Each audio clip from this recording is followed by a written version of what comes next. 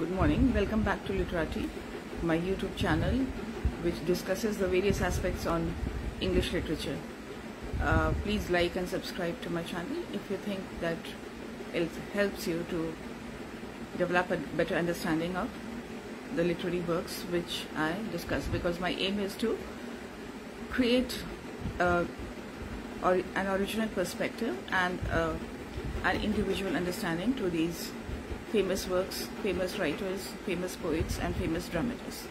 Today what I will discuss on is what I call a contradiction in terms, because we all know that a literary work is a product of a mind, it is a product of an individual mind, and behind any work of art is that person or that creator who has expressed himself in his imagination in that creative work which he has, I would write, the confidence to present before the world. And though T.S.Eliot thinks that literature or literary expression should be an escape from personality, it is also a fact that the personality of the writer is an inescapable part of the work which he or she has created. Today I call my talk a contradiction in terms, because I will talk about a new aspect of Charles Dickens's personality, which has been a subject of speculation and study and some discussion in the literary circles, especially in the 20th and the 21st century. We all know Charles Dickens as from our study of his life, of his background, of the type of characters which he creates, his favorite motifs and the themes and the plots of his books.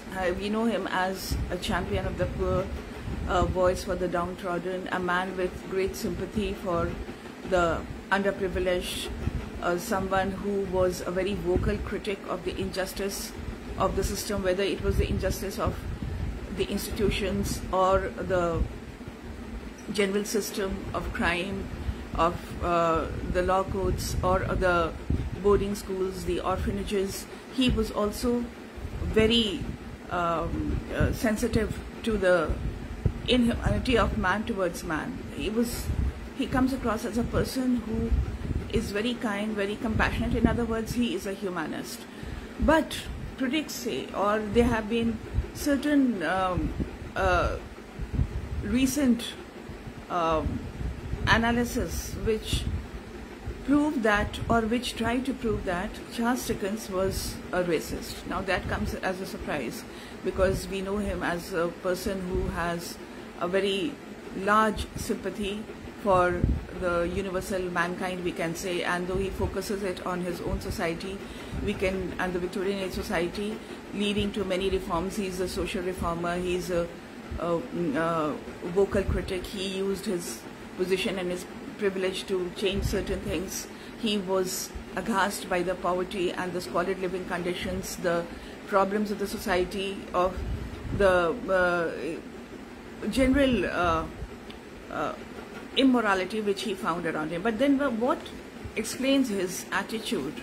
And these things have come to light through his statements in his letters, where he reveals himself to be a man who might have been someone with very strong feelings against injustice, but it seems that his sympathy or his compassion or his kindness or his strong feelings against any kind of malpractices or any kind of cruelty was confined to the people or his own race, or the feeling of white supremacy, which was quite common in those days, was present in Charles Dickens as well. So that certainly is a contradiction in terms, that being a man, a champion of the poor, someone who always spoke against the injustice and the kind of things which he found were abhorrent, the immorality which he found present, cruelty, unkindness, selfishness, a lack of understanding towards other people, a general inhumanity which he felt very strongly about. Then how do these statements explain themselves when in the light of Charles Dickens's personality. And these letters were written to Emily de la Rue, and because you must remember that he was writing the 19th century, Britain was at the height of the colonial power, India was a part of the colony, and particularly that landmark event which took place in the 19th century was the mutiny of 1857. And there were certainly violent incidents, and it was a mutiny, it was full of bloodshed and cruelty. And it seems that Charles Dickens was outraged by certain incidents which took place, which were certainly unpardonable.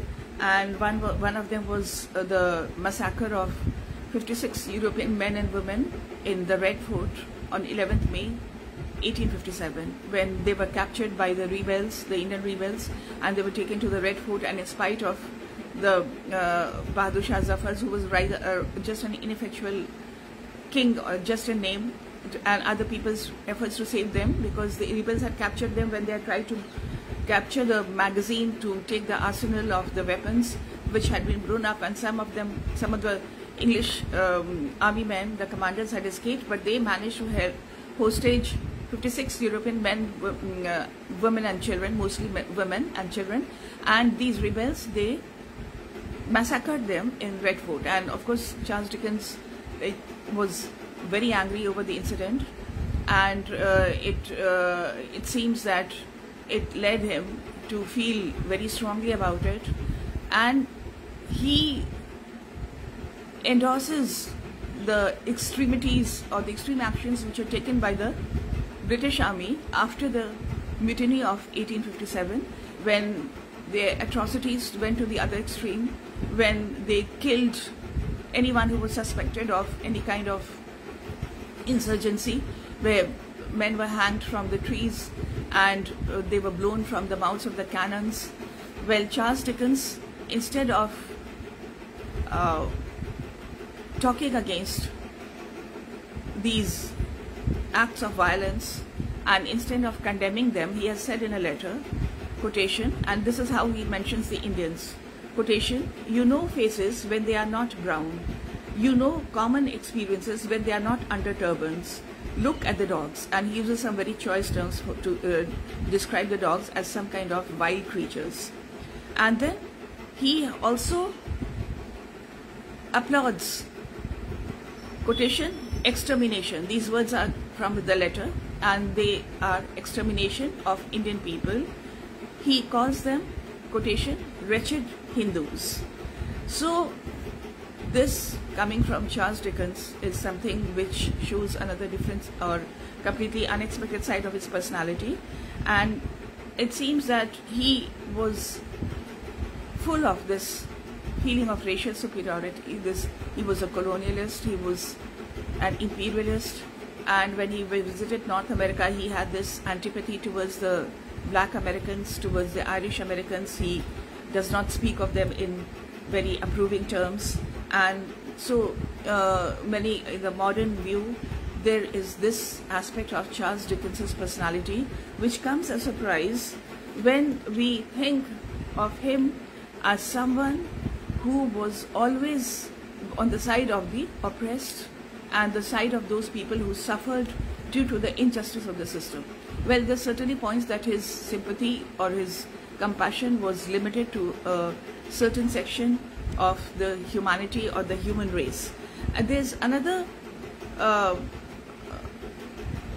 aspect about his work which many critics find that points out to some kind of anti-Semitism or an anti-Jewish feeling, which was again a part of the Western civilization or Western culture. It is ingrained in their minds, especially it is something which is inculcated in them, this anti-Jewish feeling. And this is the character of Fagin in Oliver Twist, where Fagin is presented as a Jew, as a criminal, as someone who is without any principles, someone who is cruel, who has no ethical principles, who has no morality, and who tortures even small children and trains them to become criminals and thieves and pickpockets.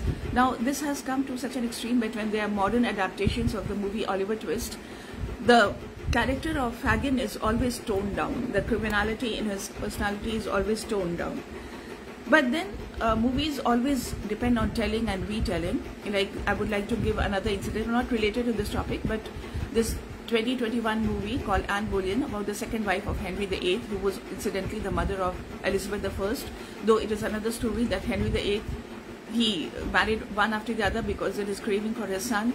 And when Elizabeth I was born, she was an unwanted daughter. It's another irony of the history or facts of what the human values are, that Elizabeth I grew up to be the greatest monarch which English history has ever known. Now, Jodie Turner-Smith, who played the role of Anne Boleyn and brought it to life very vividly, she was a black woman. So this retelling shows Anne Boleyn, the doomed second wife of Henry VIII, as a black woman. So these, apart from these questions about Charles Dickens being some kind of a person who had, who was a humanist, no doubt, but whose sympathies or whose feelings of kindness were limited to the white race, and he exhibits his feelings of disgust or his anger or his antipathy or his dislike for other cultures, and he had this feeling of cultural and racial supremacy, which was an aspect of his personality and which has come to light in the recent studies. Well, apart from Charles Dickens, there's another very famous work, and I might remind you that these attitudes of racial superiority were prevalent in the 19th century, and now in the when we are in the 20th and the 21st centuries, we find that a lot of lot of attempts are made to change these views, and to certain words are now taboo. They are eased out because they smack of this racism and this attitude of superiority which the white people have. And these words are Negro and nigger, which were used freely in the 19th century. Those were the ethos of the time. Now nobody would even dream of using them, either in writing or in conversation. But then, ironically, I have found that there's one work in the 20th century, that is The Cocktail Party by T.S.Eliot, the play, which came out in 1949, and it is a play which is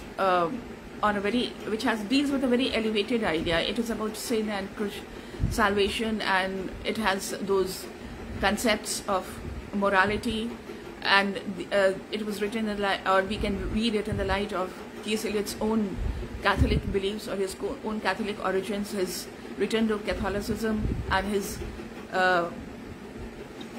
attempt to present, because his other plays have also dealt with these Christian ideas, and we know that he had a deep interest in religious philosophy and spiritual readings, apart because of his great intellectual powers. His other play, Murder in a Cathedral, it also deals with the martyrdom, and the martyrdom of sainthood is a part of this play also, which can be read as a drawing room comedy, which has aspects of these morality, which is on a very elevated scale, and it has a very symbolic meaning. And I was very surprised, and rather it is disconcerting to find that even in this play, in the third act, written by T.S. Eliot, which came out in 1949, that was in the mid-20th century, there are places where it is shocking the way these racial attitudes have been presented so blatantly, and that is in the third act. The third act, the characters are Julia, Alex, Edward, Lavinia, and they are talking about Celia, or they are talking just, they have met after 2 years. The early first two acts deal with the development of the play. I'm not going into the plot, but just basically it's a play which deals with the idea of sin and salvation and repentance and martyrdom, and road to that martyrdom, which the saints are usually martyred because of their attempts to find a meaning or atonement for their sins. in this play, Celia is the person who is the martyr, who is marked for martyrdom. But in the third act, that is the last act, because the third act, 3-act plays had become the norm in the 20th century, very different from the earlier 5-act plays. And in the third act, Julia and Alex, who also develop into different dimensions as we come to the end of the play, but they are talking about how or what they have been doing in the last 2 years. And then the exchange which goes on, in my mind, it is extremely shocking, because it is so, like I said, it's so obviously, and it is so openly racist in its tone. Like Alex, who is a man about the town, who's a man who can pull strings, who is a man who is very efficient, and who is someone who is very much a man of the world.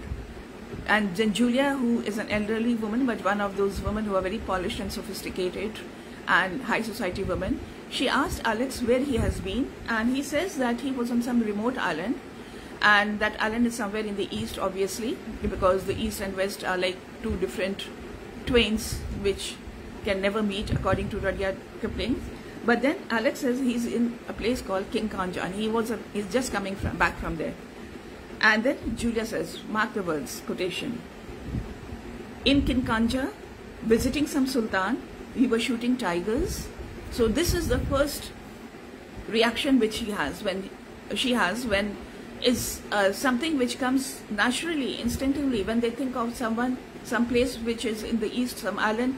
It is half civilized, it has some medieval customs, it has a sultan, and it has tigers which are meant to be shot. Then Alex says, quotation, there are no tigers, Julia, in Kinkanja, and there are no sultans. I have been staying with the governor. 3 of us have been out on a tour of inspection of local conditions.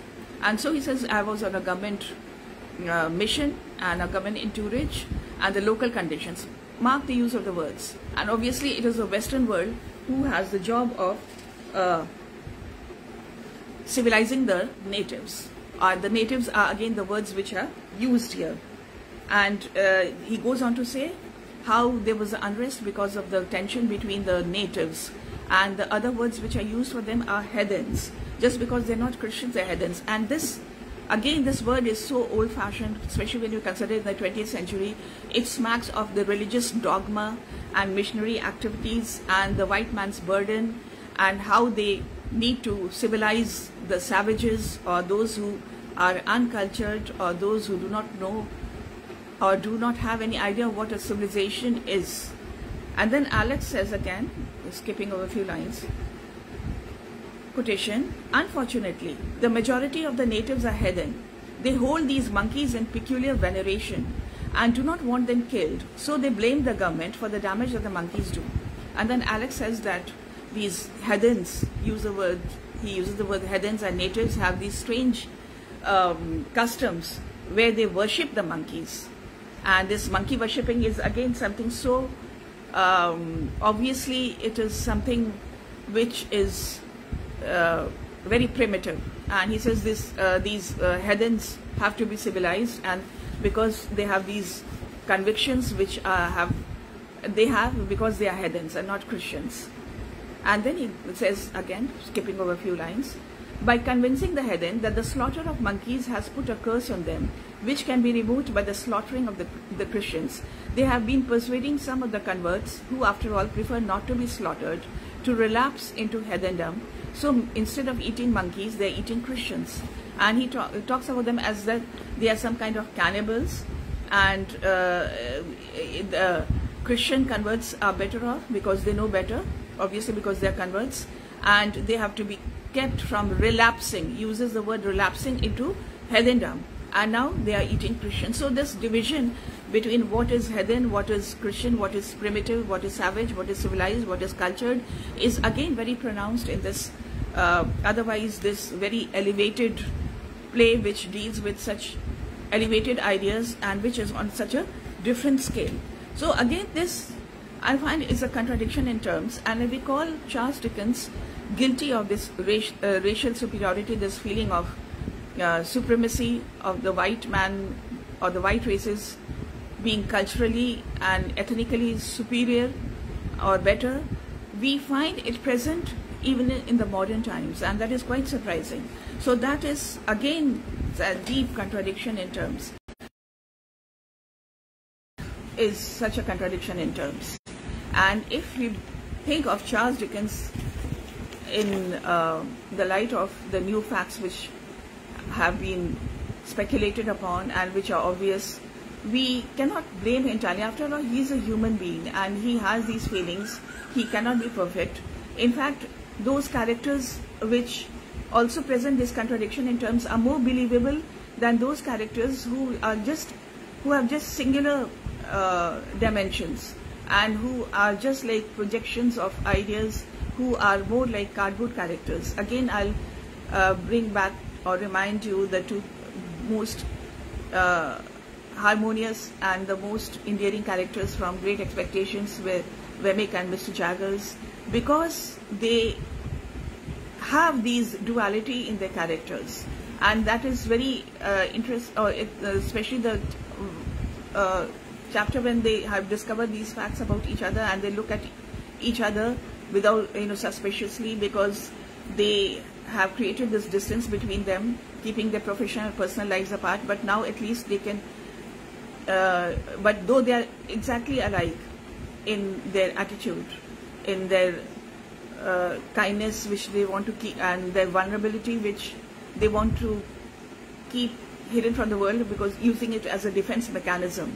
But their characters are certainly contradiction in terms, because both are such lovable, believable, kind, compassionate, humane characters, but they try to hide it from the world. But when they let their guard down, they reveal themselves to be the most wonderful people you can ever imagine. And that is, and certainly we remember them as more wholesome characters, and characters who always remind us of the complexities of existence. And again, I will use the word contradiction in terms or in life itself. Now, two more characters or three more characters from that same book. Miss Havisham has wealth and status, but she, and compared to her, Magwitch is an outlaw, he's a convict, he's a fugitive, he is escaped from the law, he is marginalized, he is not a part of the social system. But their lives turn out again as contradictions. In spite of Miss Havisham's wealth and power and status which she enjoys, which allows her to get away with her eccentricities, I might say, because I've said that the violence of emotions which she commits against herself and against other people is in no way more devastating than the physical acts of violence. But then she does not allow her wounds to heal. She has shut the emotion of love from her life, from the lives of not only her personal space or heart, but even from Estella's, making her incapable of love. And so her wounds never heal. While Magwitch, in spite of being the hounded dog as he describes himself, in spite of leading a life full of violence and crime, he has opened his heart to love, and so his wounds heal. Again, a contradiction in terms, that he manages to win a victory while Miss Havisham does not, or Miss Jo Gajri does not, because in spite of having a family, she has shunned family values. She has shunned love. She has shut out love. And so their conditions are also contradiction in terms. And so if we consider Charles Dickens to have this